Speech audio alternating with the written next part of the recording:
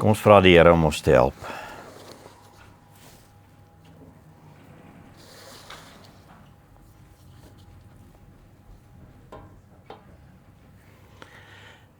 Vader, ons kom voor U vanoggend en ons is ten volle afhanklik van U, Here, deur U Gees om te verstaan wat U woord vir ons verduidelik. Wil U ons met U wysheid bedeel vanoggend deur dat ons na U woord kan kyk, Here, hou van ons 'n spieël op, waarin ons kan kyk en kan sien hoe ons kan groei in Christus. Help ons daarmee vanoggend, Here. Amen. Goed.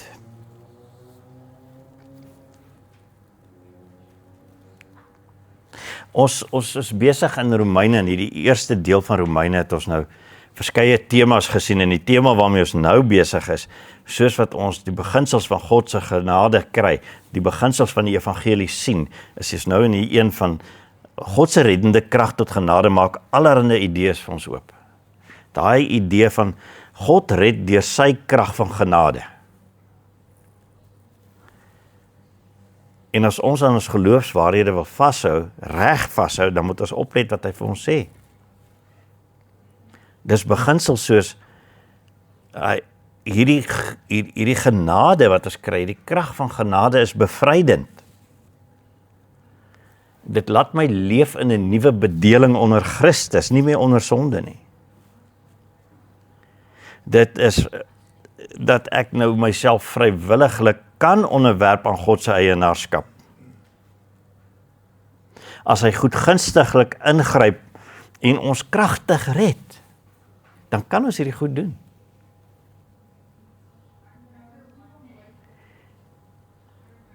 Maar aan die ander kant sien ons ook dat hierdie bevryding, hierdie krag tot redding, los ons nie in 'n free for all of 'n my way or the highway situasie nie. Dit maak my nie net los nie. Kan nie net gaan doen wat ek wil nie. Dit bevry my van die vrywillige slawerny en die vrywillige huwelik wat ek gehad het met sonde, met my rebellie, my ou natuur,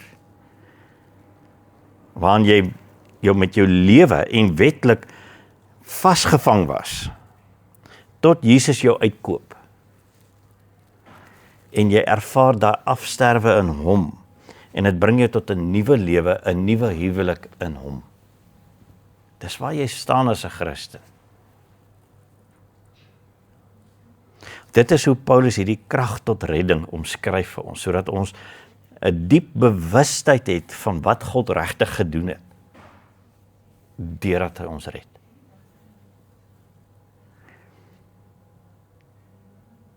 So die wet geld nie meer vir ons in ons oordeel nie, maar dit geld vir ons vir insig. Dis wat ons laas keer geleer het. Beide in ons verlede, as ook in die karakter van Christus wat nou vir ons begeerlik raak. Ons sien Christus in die wet raak vir 'n slag. Ons is nie net meer geaffronteer deur die wet nie. Ons leef onder Christus en daarom sien ons hom in die wet raak. En dit is juis hier waar ons 'n dilemma begin ervaar, wat ons graag 'n bietjie wil aanspreek. Dit is nou soos ek vir die kinders vanoggend verduidelik het, van Sneeuwwitjie en haar wrede ou skoonma. Sy speeltjie aan die wand, wie's die mooiste in die land? En ewe skielik wil die ou spieël nie meer sê wat ek wou hoor nie. En ek sit met 'n probleem.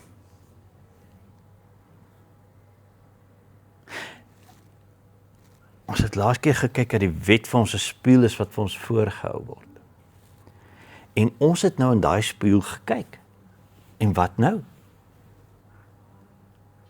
Wat maak ek met wat ek daar sien? En dit is juist waarmee Paulus ons vandag wil help as ons na Romeine 7 vers 14 tot 25 gaan. Romeine 7 vers 14. Kom ons lees dit saam. Ons begin by vers 14 van Romeine 7. Ons weet wel dat die wet geestelik is, maar ek, in my sondige aard, is uitverkoop aan die sonde. Ek verstaan my eie optrede nie. Wat ek wil doen, doen ek nie. Maar juis wat ek haat, dit doen ek. En as ek dit doen wat ek nie wil doen nie, gee ek toe dat die wet goed is. Nou is dit egter nie meer ek wat dit doen nie, maar eerder die sonde wat in my woon. Ek weet immers dat die goeie nie in my woon nie. Dit wil sê, nie in my sondige aard nie. Die wil bestaan wel by my, maar die doen van die goeie nie. Die goeie wat ek wil doen, doen ek nie, maar die kwaad wat ek nie wil doen nie, dit doen ek. Maar as ek doen wat ek nie wil nie, is dit nie meer ek wat dit doen nie, maar eerder die sonde wat in my woon. Dus vind ek hierdie wet. Wanneer ek die goeie wil doen, is die kwaad by my aanwesig. In my diepste wese verbly ek my oor die wet van God.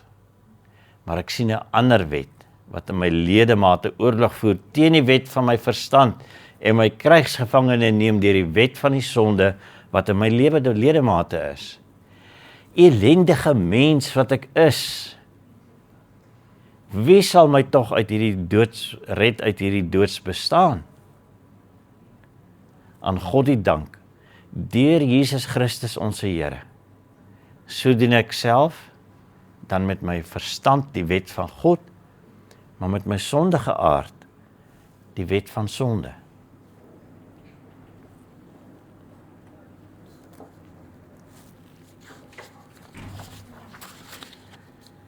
Paulus sien sy aard in die spieël. As ons teruggaan daarna vers 14 toe, dan hoor ons die volgende woorde, ons weet wel dat wie wet geestelik is, maar ek in my sondige aard is uitverkoop aan die sonde. Ek verstaan my optrede nie meer, sê Paulus. Wat ek wil doen, dit doen ek nie, maar juis wat ek haat, dit doen ek. En as ek dit doen, wat ek nie wil nie, gee ek toe dat die wet goed is. As Paulus sy aard in die spieël sien, dan sien hy 'n geesgeïnspireerde beeld wat ek van Jesus gekry het in die spieël. Maar dit is asof ek dubbel sien. Ek begeer die beeld van Jesus wat my nou toekom, wat hy vir my gegee het, deurdat hy my gered het, maar ek sien my sondige aardse refleksie wat my walg. Waar bevind ek my? En ek is ongemaklik in die nuwe toestand. Dit voel vir my daar's dele in my wat nog nie teruggekoop is in Christus nie. Dis hoe dit vir my voel. Jy kan Paulus se moedeloosheid in hierdie woorde al sommer klaar hoor. My opregte bedoeling lei tot verwronge resultate. As ek goed probeer doen, dan loop dit skeef. Dis asof selfs dit besoedel is met my ou begeertes wat ek in my het. Ek gaan die goeie doen, sê ek vir myself.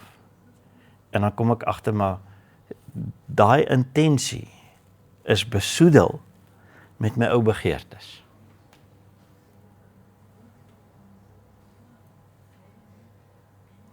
Maar hier is die verskil. Ek sien dit nou raak. En dit pla my. Waar ek voorheen daan my so verlustig het. Dit sou vir my geen probleem gewees het om te doen wat ek wil en dit net oor te laat aan my ou sondige aard nie. Maar nou pla dit my as dit gebeur.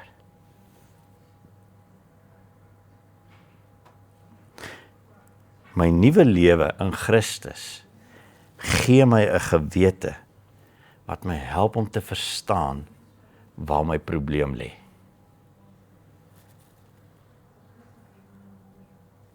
Ek bevind my in die gewaarwording dat ek nog self nog die wet en die beeld in die spieël gaan verander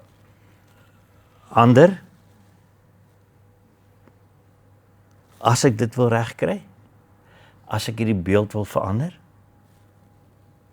dan moet dit in my deur Jesus Christus se gees tot stand gebring word. Ek gaan dit nie op my eie reg kry nie. My goeie besluite, hoe ek wil optree, het Christus nodig om te realiseer.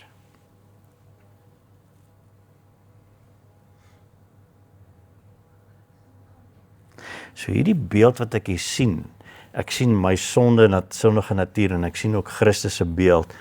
Hierdie beeld vat my terug na die krag tot redding wat net in Jesus te vind is.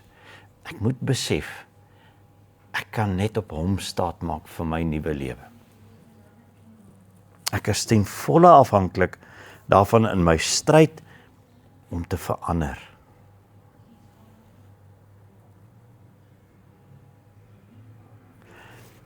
Maar wat het met hierdie aard van my gebeur, hierdie ou aard van my, toe ek gered is? Kom ons lees vers 17 tot vers 20. Nou is dit egter nie meer ek wat dit doen nie, maar eerder die sonde wat in my woon. Ek weet immers dat die goeie nie in my woon nie, dit wil sê, nie in my sondige aard nie. Die wil bestaan wel by my, maar die doen van die goeie nie. Die goeie wat ek wil, doen ek nie, maar die kwaad wat ek nie wil nie, dit doen ek. Maar as ek dan doen wat ek nie wil nie, is dit nie meer ek wat dit nie doen nie, ek wat dit doen nie, maar eerder die sonde wat in my woon. Sien jy die onderskeid wat begin getref word deur Paulus? Wat het met my aard gebeur? Waar staan ek nou? Hierdie tweeledigheid laat my met 'n krisis. En die krisis is in vers 17. Nou is dit egter nie meer ek wat dit doen nie, maar eerder die sonde wat in my woon. Ek het 'n probleem. Al hierdie verskonings wat ek gehad het oor sondevryhede, in perke van die wet, en wat ons so deurgewerk het in die laaste 2 hoofstukke, reflekteer nou in hierdie spieelbeeld van my, so 'n basige agtergrondse beeld, terwyl ek die beeld van Christus probeer uitsoek. Ek het al hierdie verskonings.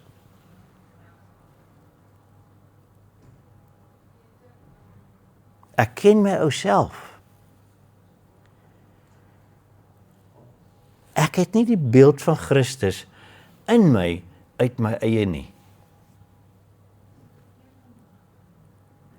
Wat ek self uit my eie doen, draai uit in vals werke, selfs al bedoel ek dit goed. Luister bietjie na vers 18 en 19.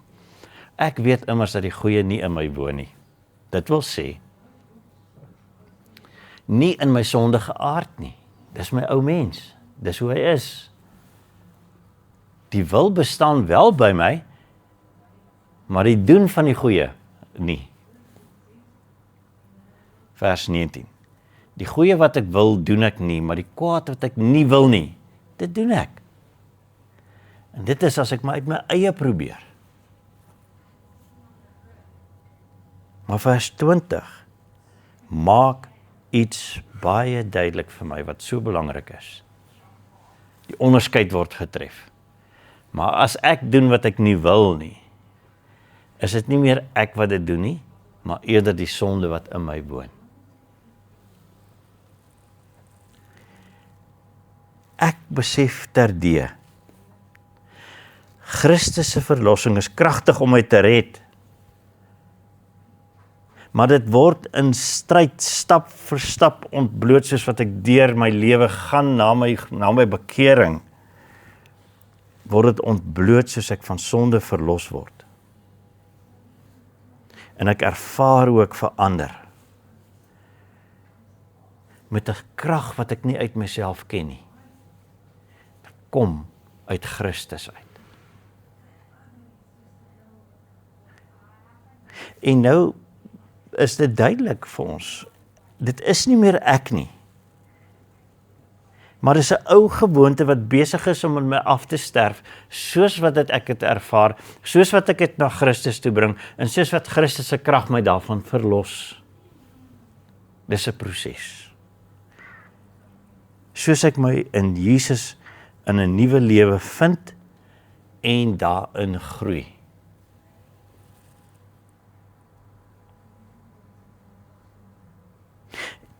En daarom moet ons vir mekaar vanoggend sê, hou moed. Die beeld van Christus is besig om onder sy persoon tot stand te kom. 'n Nuwe mens wat ek in die spieël gaan sien van myself.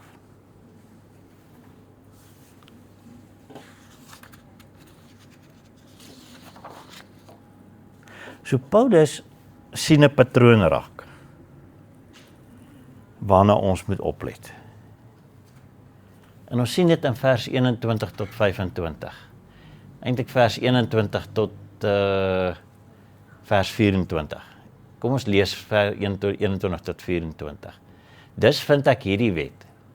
Wanneer ek die goeie wil doen, is die kwaad by my aanwesig. In my diepste wese verbly ek my oor die wet van God. Maar ek sien 'n ander wet wat in my ledemate oorlog voer teen die wet van my verstand en my krygsgevange neem deur die wet van die sonde wat in my ledemate is. Elendige mens wat ek is. Wie sal my tog uit hierdie doods red uit hierdie doods bestaan?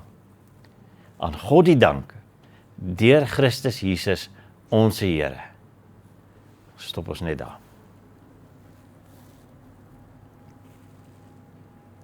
Het jy opgelet dat Paulus 'n patroon vir jou daar uitwys? Hy sê vir jou daar's 'n wet wat hy in sy lewe sien. En die wet, in daai woord wat hy daar gebruik is, beteken dis 'n patroon. Dis 'n proses wat by hom plaasvind. Ek wil soos Jesus optree, maar my ou eie natuur pootjie my. Dis soos 'n skaduwee wat my volg. Maak nie saak hoe goed ek wil optree nie, hierdie skaduwee kom net saam. Ek raak nie van hom ontslaan nie. In vers 22 bou jy die beginsel uit, vers 22-23.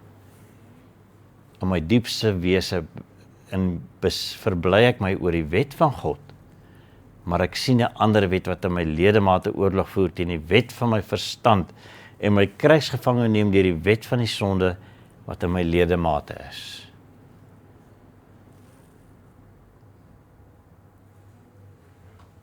My diepste begeerte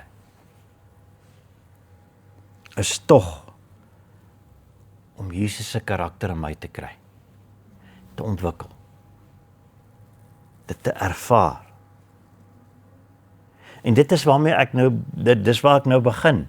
As ek iets wil doen, as ek iets ervaar, dan is dit my wegspringplek. Ek wil soos Christus wees. Maar as ek wegspring, ervaar ek hoe ek verstrengel raak in die ou toue wat my weer onder die water wil intrek. My ou karakter, my ou mens. En ek sukkel.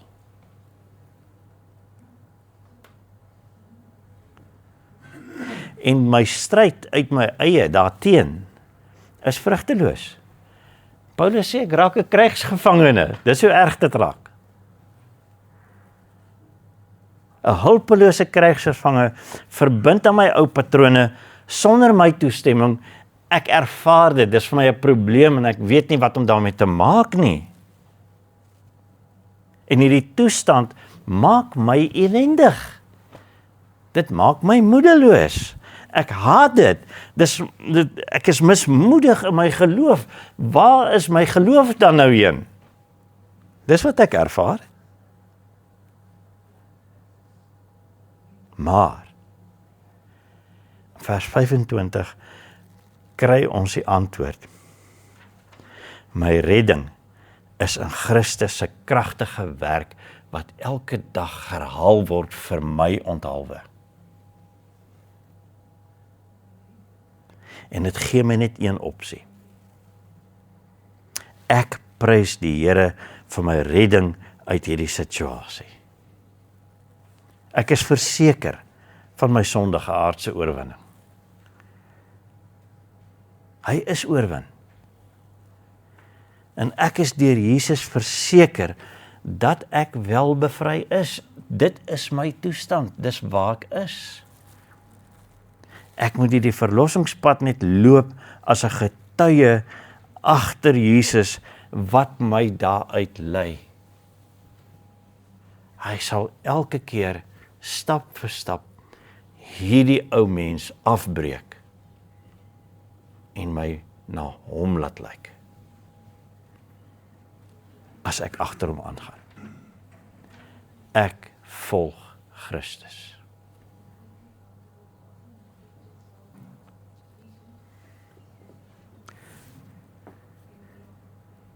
Kom ons kom 'n bietjie terug na ons gevaarlike ou speeltjie aan die wand verhaal.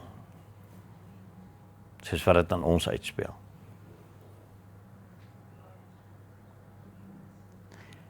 Wat gebeur toe die stiefma in die spieël kyk? En nie meer haar eie beeld daar sien nie.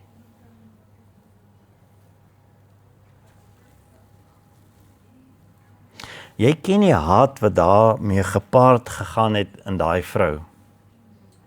Sy het Snoewytjie gehaat toe dit gebeur.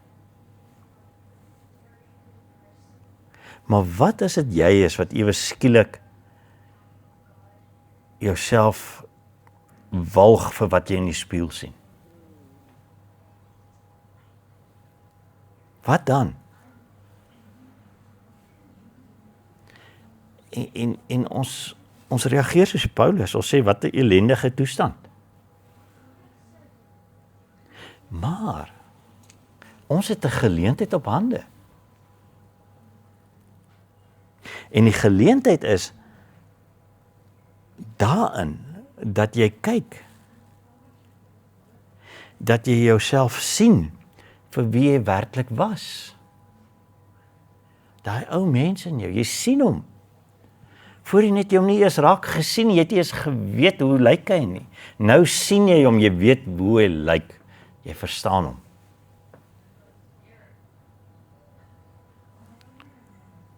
En jy sien hoe daai ware ou mens nog klou. Daar waar jy anders wou gewees het. En dit walg jou.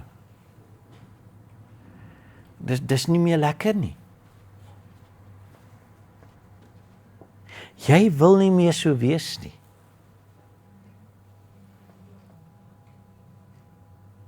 En dit dryf jou na die volgende kant toe. Jy sien, jy gaan jouself nie hiervan kan red nie. Jy kan nou maar jou gedrag probeer verander, jy kan nou maar jou lewensuitkyke probeer verander, wat noem dit nou maar, jy net die beste gedagtes in my kop. Kom ek hou net die beste gedagtes in my kop.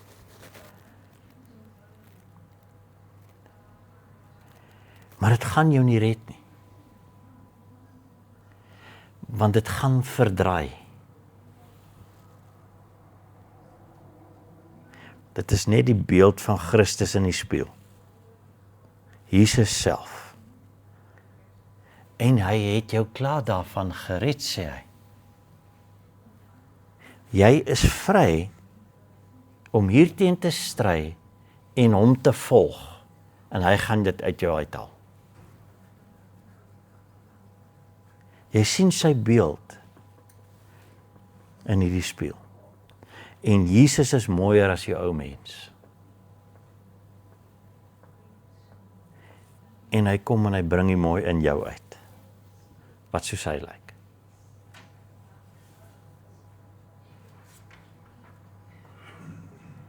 En daarom is dit tyd om hierdie geleentheid aan te gryp as jy in die spieël kyk. Moenie wegdraai nie. Jakobus sê vir ons, moenie wegdraai nie.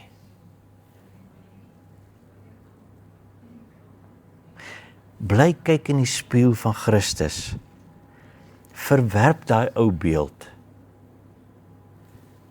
en gryp jou beeld in Christus aan. Elke dag. Kom ons bid saam. Vader, ons kan net voor U kom en terdeur sê, ons sien in onsself, Here, hoe ons sukkel met ons ou mens. En Here, daar's nie een van ons wat kan sê, ons probeer dit net ons eie uitreg kry nie. Om soos Jesus te lyk, soos U seun te wees. En ons val, Here, ons val mislik in hierdie proses. Vergewe ons daarvoor, Here. Vergewe dat ons uit ons eie probeer. Help ons om aan Christus vas te kla. Altyd terug te kom na hom toe en aan hom vas te hou vir die nuwe beeld wat aan ons na vore kom. Dankie dat ons op U kan vertrou, om dit in ons te vestig, deur U groot genade. Dit is U wat gered het, Here. Ons prys U daarvoor. Amen. Amen.